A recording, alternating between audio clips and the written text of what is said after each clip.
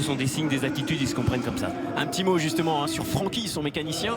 Pour vous donner une petite anecdote, sa moto ne vient pas des États-Unis. C'est KTM, c'est une moto européenne, autrichienne. En fait, c'est le mécanicien qui est venu à l'usine en Autriche pour préparer la moto de Marvin. Et ils ont pris un camion d'Autriche pour venir à Lille.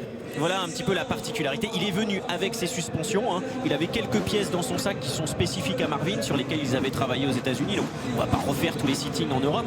Mais voilà, c'est pas la moto complète qui est venue. Il est venu travailler ici, Francky. Mais c'est dire d'une part l'intérêt que porte l'usine KTM à cette épreuve, et d'autre part le standing de Marvin dans la maison. Allez, Romain Febvre, on l'a dit, part dernier. Jordi Tixier est à ses côtés.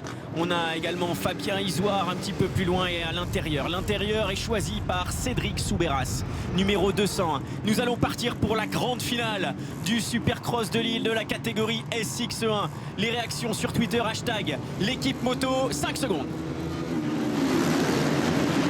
C'est parti pour la finale avec le all shot de Marvin Musquin, le pilote KTM numéro 25. Thomas Ramet est bien parti, Justin Barcia est bien parti également. On a Cédric Soubeyras aux avant-postes. Les favoris sont devant. Et déjà, Soubeyras et Barcia coude à coude. Attention, Malcolm Stewart qui fait le bloc passe à Cédric Soubeyras également. Marvin Musquin vient de réaliser le meilleur départ. Il est en tête et regardez la classe déjà tout de suite. Il veut créer et creuser l'écart. Marvin Musquin, derrière lui c'est Thomas Ramet, le leader du SX Tour. Le troisième c'est Justin Barcia, quatrième Malcolm Stewart, cinquième Cédric Soubeyras. On a Cyril Coulon et Jordi Tixier. On est parti pour 18 tours, une grande finale maintenant. Elle va être physique, hein, cette finale, c'est sûr. Le circuit va se creuser, il est déjà creusé hein, avec la finale précédente. Et regardez, Ramet est là, il est deuxième, il tient le rythme de Musquin. Barcia est là, il ne veut pas se faire battre par les Français, Barcia. Attention. Et il faut signaler le remarquable départ de la part de Jordi Tixier, qui, on l'a vu, était en seconde ligne, hein, et qui là, pour l'instant, tient la 8e position déjà. Ce qui est assez incroyable, c'est qu'on va certainement vivre un moment d'histoire aujourd'hui. Marvin Musquin, et c'est tout ce que je lui souhaite, ne s'est jamais imposé à Bercy. En tout cas, sur le King of Bercy. Hein, il a déjà remporté, je vous ai posé la question tout à l'heure pour gagner son poster dédicacé. Il a remporté une finale à Bercy. Une seule finale à Bercy pour Marvin Musquin. Maintenant, il n'a jamais été King of Bercy. Le dernier King of Bercy français, ça remonte à 2006, à Christophe Pourcel. Imaginez-vous, depuis 10 ans, aucun pilote français ne s'est imposé à Bercy et maintenant à Lille. Marvin Musquin a ça, ce soir il peut le faire. Il a ça dans son potentiel dans la soirée. Attention au retour de Barcia qui attaque. La bataille USA-France est en marche. C'est parti pour la finale. Nous sommes à 3 tours du départ. Et regardez l'attaque de Justin Barcia. Bam bam, ça passe sur Thomas Ramet. Incroyable, il est déjà deuxième, le numéro 51. Et regardez le retour. Oh, ça passe également pour Malcolm Stewart. Thomas Ramet qui s'est fait surprendre là. Quatrième maintenant Thomas Ramet, mais ce n'est pas fini. Lui aussi a son mot à dire. Ah, Thomas qui est gentil, qui est trop gentil là. Il n'a pas voulu s'appuyer sur Malcolm Stewart. Et ça a permis à Cédric Soubeyras également de le doubler. Cédric Soubeyras qui est dans la course lui aussi hein, pour le podium. On a donc Marvin Musquin en tête. Deuxième, Justin Barcia. Troisième, Malcolm Stewart. Quatrième, Soubeyras. Et cinquième, Ramet. Voilà pour le top 5 pour l'instant. Ramet devant son coéquipier Cyril Coulon. L'ancien toujours là, hein, toujours très près des meilleurs. Ah, ce n'est pas terminé. Ça ne fait que commencer cette grande finale. On a un Français devant. On a Barcia et Stewart à l'attaque, à la lutte juste derrière lui. C'est incroyable ce qui se passe ce soir. C'est un moment d'histoire peut-être qui est en train de s'écrire. Avec Marvin Musquin qui est parti pour aller chercher une victoire. Derrière, on a Barcia qui ne va rien lâcher parce que je vous l'ai dit, hein, cette finale, elle est longue, elle est compliquée, difficile. On est en pleine période de préparation hein, actuellement pour tous ces pilotes qui débuteront leur championnat. Maxime, attention Benoît, on est avec Valentin Tellier. C'est Valentin Tellier, la grosse déception de Valentin Tellier qui est à nos côtés, qui est blessé visiblement. Valentin, qu'est-ce qui s'est passé? Écoutez, ça fait quelques semaines que je traîne une entorse. Là, je me suis mis un peu long sur un saut et ma cheville, elle a revrillé.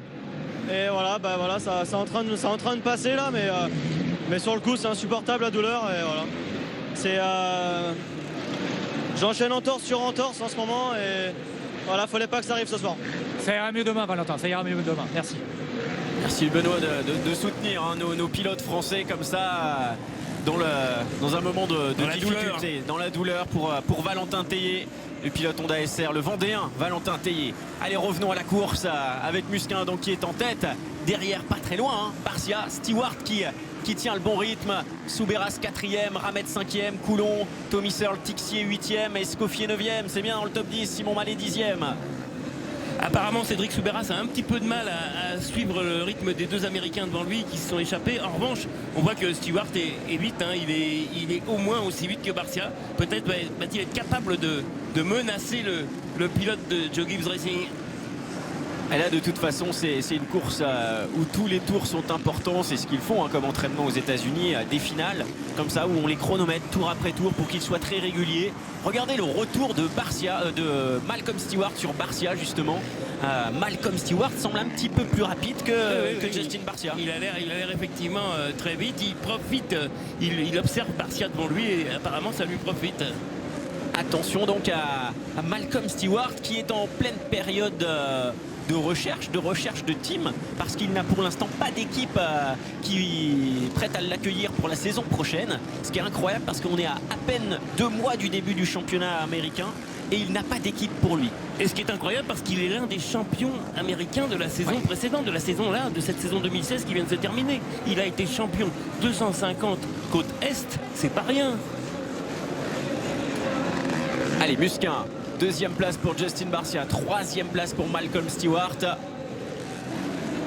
Malcolm qui a un coup à jouer parce que bien figuré à Lille, c'est aussi important pour lui pour se montrer sur la scène internationale. Absolument. Et on sait très bien que ce Supercross de Lille est énormément regardé de l'autre côté de l'Atlantique aux États-Unis. Les observateurs du monde du motocross et du Supercross ont vraiment un œil sur Lille. Il y avait de nombreux journalistes américains qui étaient présents à Lille, donc ça va être très important pour lui de bien figurer ce week-end. Ils connaissent Bercy depuis des années. Maxime, juste une petite image pour vous montrer la différence entre les SX1 et les CX2 dans l'équipe plus qu'un. Regardez, on a même l'ardoise. On ne fait pas des signes avec les doigts, mais on a carrément l'ardoise pour lui donner les indications dans les virages. Voilà, c'est le petit plus peut-être de Musquin, le professionnalisme jusqu'au bout de l'ardoise.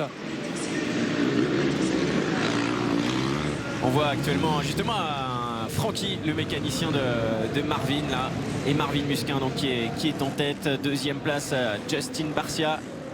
Attention, cet écart qui n'évolue pas hein, tout de même. On est à la mi-course, on lui dit yes à Marvin, ça se passe bien, mais il va pas falloir relâcher hein, parce que Barcia est là, Barcia ne lâche rien et Barcia ne veut surtout pas partir d'ici sans victoire. Il a une rage de vaincre Justin Barcia et en plus c'est sa première course sur la Suzuki. De bien se sentir sur cette Suzuki.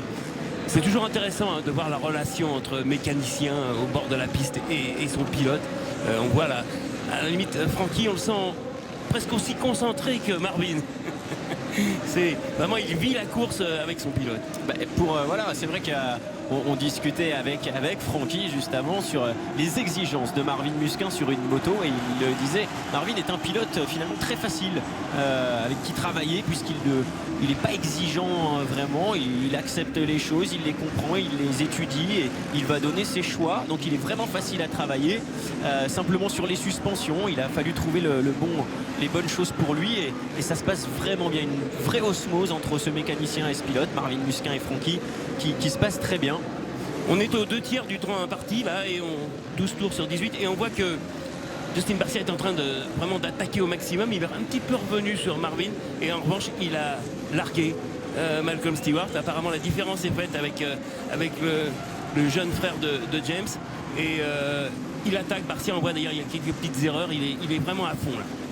Et les Français qui sont en train de soutenir Marvin Musquin, c'est exceptionnel hein, ce qu'il est en train de faire Marvin parce que lui aussi il est aux avant-postes. Et regardez qui est avec Benoît, c'est notre ami Jean-Michel Bayle. Eh ouais, Jean-Michel Bayle avec nous, un petit mot commentaire là de cette finale avec un Marvin Musquin qui est en démonstration, non? Ouais, ça fait vraiment plaisir à voir de voir Marvin à ce niveau-là. S'il gagne ce soir, ça me fait vraiment plaisir parce que de voir un Français comme ça dominer les Américains, ça me rappelle des bons souvenirs. Ouais, cette année, c'est pour un Français alors. J'espère, oui. C'est pas fini encore, il reste quelques tours. Merci Jean-Mi. Eh oui, ça fait 10 ans qu'un Français ne s'est pas imposé au Supercross de Bercy et de Lille. Jean-Michel Bayle, hein, c'est 5 victoires à Bercy. C'est notre légende du Supercross et du motocross. Et puis c'est le seul Français qui jamais ait remporté un titre américain. Effectivement, il avait battu les Américains sur leur terrain. 3 titres la même année. À l'époque, il y avait les 250 et les 500, plus le titre Supercross, c'est tout à fait exceptionnel. Alors je vous rappelle bien sûr qu'après cette finale, après le Supercross de Lille, il y aura bien évidemment la soirée boxe à Monaco, la grande soirée boxe. On va la suivre juste après cette finale, juste après ce Supercross avec là aussi des combats en jeu, un titre intercontinental des poids lourds avec Ortiz et Scott. Ça va être très très intéressant ce qui va suivre. Allez, le Supercross, c'est le combat là aussi sur la piste de Lille avec un Français aux avant-postes, Marvin Musquin, qui est en passe d'aller chercher la victoire. Et ça c'est de bon augure, ça fait plaisir, on le dit. Barcia est là, il n'est pas loin, mais là, qu'est-ce que c'est bon pour Marvin Musquin. Il n'a jamais gagné en 450 en Supercross encore. Bien sûr. Et ça serait une première. On ne peut pas considérer Street Rhythm comme un Supercross. Non, c'est effectivement une ligne droite. Donc Marvin Musquin est en passe peut-être de gagner son premier Supercross en 450 ici à Lille. Allez, ça fait plaisir. C'est vraiment une pure première année en 450. Marvin avait déjà roulé dans le passé en 350, mais jamais en 450. Et puis là, apparemment, il a fait une belle différence au passage des attardés. Il a mis un tour à plusieurs pilotes. Et on voit qu'apparemment Justin Barcia lui n'a pas encore passé ses pilotes, donc vraiment ça fait un bel écart entre le leader et son poursuivant américain. Marvin Musquin est en tête de cette finale du Supercross de Lille dans la catégorie SX1. Première soirée, je vous rappelle que le Supercross de Lille se déroule également ce dimanche et on suivra en direct les performances de Marvin pour voir s'il devient King of Lille ce dimanche à partir de 16h, mais ça va être un week-end exceptionnel. On vient d'assister à une image très amusante. Ils sont tous les deux à un tour du leader, mais on vient de voir Romain Fèvre et là David Villemain, 2 tours, le coach de Christian Craig. Christian Craig qui est donc, où en est-il Christian Craig? Que se passe-t-il pour lui? On ne le voit pas au classement. Mais non, je ne sais pas, il a disparu du classement. Alors c'est le problème certainement du 48, je ne sais pas, c'est compliqué. En tout cas, on vient de voir donc ils sont tous les deux à un tour, mais on vient de voir Romain Fèvre doubler Tommy Searle, et ça c'est une image amusante puisqu'on se souvient bien sûr du motocross des nations où le dépassement du Britannique a donné la victoire à la France. Allez, on est dans le dernier tour. Christian Craig qui est certainement devant Thomas Ramette, donc il serait 5e. Si on en croit, s'il n'est pas retenu dans les classements officiels. Voilà. Il serait 5e. C'est le dernier tour. On va suivre Marvin Musquin maintenant. Et la victoire ce soir au Supercross de Lille. Il est dans les whoops.